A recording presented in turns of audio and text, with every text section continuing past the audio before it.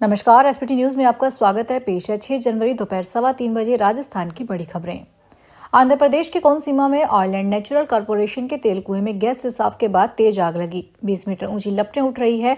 4 kilometre radius में आने वाले 3 गांव ईसुसुमुंडा, गुड्डापल्ली और लक्कावरम खाली करवाए गए हैं।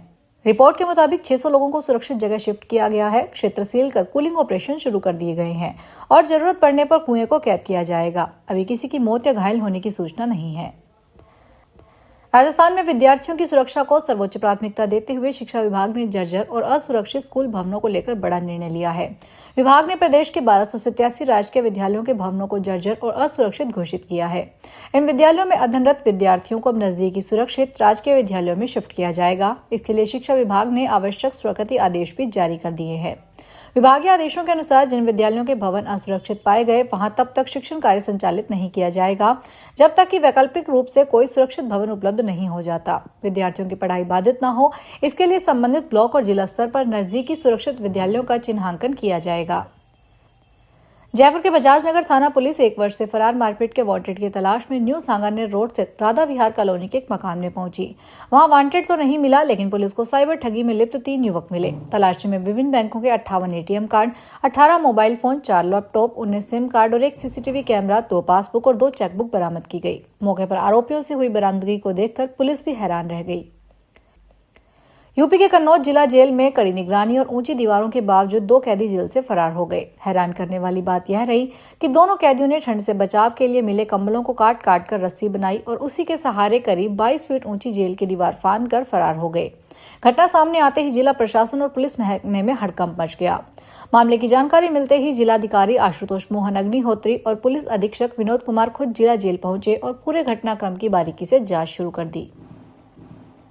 राजस्थान में अवैध खनन के खिलाफ राज्य सरकार का सख्त अभियान लगातार जारी है। बीते 7 दिनों में खनिज विभाग और संबंधित एजेंसियों ने अवैध खनिज गतिविधियों पर कुल 552 से अधिक कार्रवाइयां की है। इस अभियान के तहत अवैध खनन और परिवहन में शामिल लोगों पर कड़ी नजर है। अभियान के दौरान कुल 76 एफआईआर दर्ज की गई और 17 लोगों को गिरफ्तार किया गया। इसके अलावा 25 एक्सकेवेटर, जेसीबी, क्रेन सहित कुल 512 वाहन और उपकरण जब्त किए गए। इन कार्रवाइयों से 2 करोड़ 88 लाख रुपए से अधिक का जुर्माना वसूल कर राजकोष में जमा करवाया गया। राजस्थान में पंचायत चुनाव की डेडलाइन फिक्स हो गई है। पंचायत चुनाव की उल्टी गिनती शुरू हो गई। सुप्रीम कोर्ट ने दोहराया है कि पंचायत चुनाव 15 अप्रैल 2026 तक पूरे करा लिए जाएं। साथ ही पंचायत परिसीमन के मामले में दखल से इनकार कर दिया है।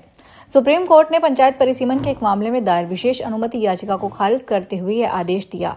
याचिका में कहा था कि राजस्थान हाई कोर्ट ने 14 नवंबर 2025 को परिसीमन प्रक्रिया को वैध ठहराते हुए 31 दिसंबर तक इसे पूरा करने और 15 अप्रैल पंचायतों के चुनाव करवाने को कहा। जयपुर कमिश्नरेट पुलिस की ओर से फर्जी कॉल सेंटरों के खिलाफ की गई सख्त कार्रवाई को अंतर्राष्ट्रीय agency federal bureau of investigation ने पूरी तरह जायज ठहराया है। पुलिस कमिश्नर सचिन मित्तल के प्रयासों से अमेरिका की एफबीआई ने वहां पर ठगी का शिकार हुए नागरिकों को चिन्हित किया। एफबीआई ने अमेरिका के वर्जीनिया निवासी विलियम्स के बयान दर्ज कर भी भेजे हैं, जिससे पता चलता है कि जयपुर में फर्जी कॉल सेंटर से विलियम्स को कैसे डिजिटल अरेस्ट किया गया। विलियम को डिजिटल अरेस्ट कर डराया गया और बचने के लिए 31,54,900 रुपए मांगे गए। डॉलर की गड्डी को एक पैकेट में पैक करवाया गया।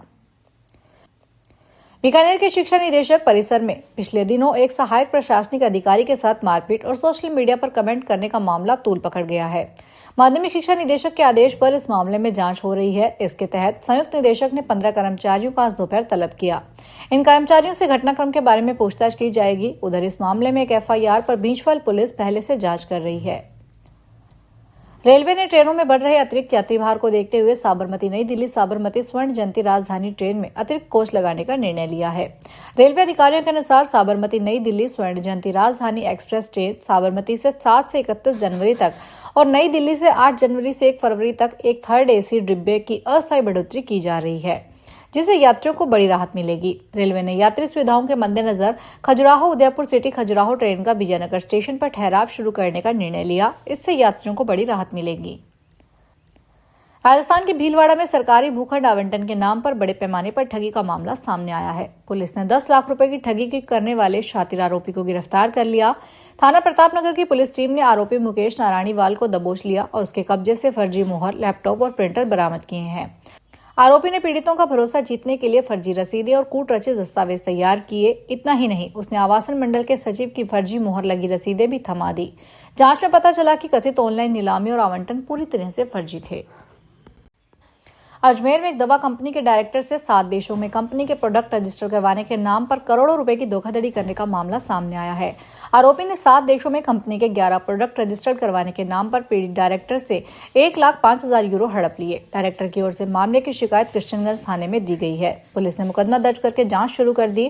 कृष्णगंज थाना पुलिस के SHO अरविंद चारण के अनुसार सागर विहार कॉलोनी के रहने वाले दिनेश मरजानी की ओर से मुकदमा दर्ज करवाया गया है। राजस्थान में कड़ाके की सर्दी पड़ रही है। अलग अलग राज्यों में घने कोहरे के कारण कई ट्रेनों की रफ्तार प्रभावित हुई है। इसका असर जयपुर आने जाने वाली ट्रेनों पर भी पड़ा है। कोहरे के कारण देश की high speed train Vande Bharat भी देरी से चल रही है। अजमेर से चंडीगढ़ जाने वाली ट्रेन लगभग 3 घंटे की देरी से चल रही है। वहीं ट्रेन अजमेर सियालदह आज कैंसिल कर दी गई है। इसके अलावा उत्तर प्रदेश, मध्य प्रदेश, बिहार, पश्चिमी बंगाल, मुंबई, जम्मू कश्मीर और पंजाब की ओर से जयपुर पहुंचने और जयपुर से जाने वाली कई ट्रेनें 2 से 3 घंटे की देरी से चल रही है। कोहरे के कारण 15 से ज्यादा ट्रेनों का संचालन प्रभावित हुआ है। बीकानेर के गंगा शहर स्थित यूको बैंक से करीब 19 लाख रुपए का गोल्ड लोन लिया गया। बैंक ने मां बेटे पर FIR दर्ज करवाते हुए आरोप लगाया है कि नकली सोने को असली बताकर लोन की राशि प्राप्त कर ली गई। पुलिस मामले की छानबीन कर रही है। गंगा शहर थाने में यूको बैंक के रवि आर्य ने मामला दर्ज करवाया है। रवि का आरोप है कि उसके बैंक से रामप्यारी सोलंकी और उसके बेटे दौलत सोलंकी ने 18,87,000 रुपए का लोन लिया था। इस गोल्ड लोन के लिए एक तय मात्रा की कीमत के सोने के गहने को बैंक को दिए। ब्लू सिटी जोधपुर की धरती आज गौरव, अनुशासन और देशभक्ति की भावना की साक्षी बनी, जब केंद्रीय रिजर्व पुलिस बल के नवाक्षी बैच 19 का दीक्षांत परेड समारोह पूरे वैभव और गरिमा के साथ आयोजित किया गया। देश की आंतरिक सुरक्षा की मजबूत कड़ी बनने जा रहे इन नव प्रशिक्षित जवानों ने अपने अनुशासन, शौर्य और समर्पण से उपस्थित सभी लोगों को गर्व की अनुभूति करवाई। इस भव्य दीक्षांत समारोह में CRPF के वरिष्ठ अधिकारी, जवानों के परिजन और कई विशिष्ट अतिथि उपस्थित रहे। जयपुर स्थित प्रदेश की सबसे बड़ी सब्जी मंडी मुहाना थोक सब्जी मंडी में इन दिनों सब्जियों के भाव नरम चल रहे हैं। आज थोक मंडी में हरी मटर, गाजर, फूल गोभी, पत्ता गोभी, लौकी, बैंगन के दामों में गिरावट रही। भिंडी और ग्वार फली के भाव ऊपर बोले गए। दूसरी ओर मुहाना मंडी में स्थित आलू प्याज मंडी में आज आलू सस्ता बिका तो प्याज और लहसुन के दाम स्थिर रहे। फिलहाल इस बुलेटिन में इतना ही। फिर हाजिर होंगे बड़ी खबरों के साथ। अगर आप भी अपने आसपास की छोटी बड़ी और महत्वपूर्ण खबरों से अपडेट रहना चाहते हैं तो सब्सक्राइब कीजिए हमारे चैनल SBT न्यूज को और प्रेस कीजिए बेल आइकन पर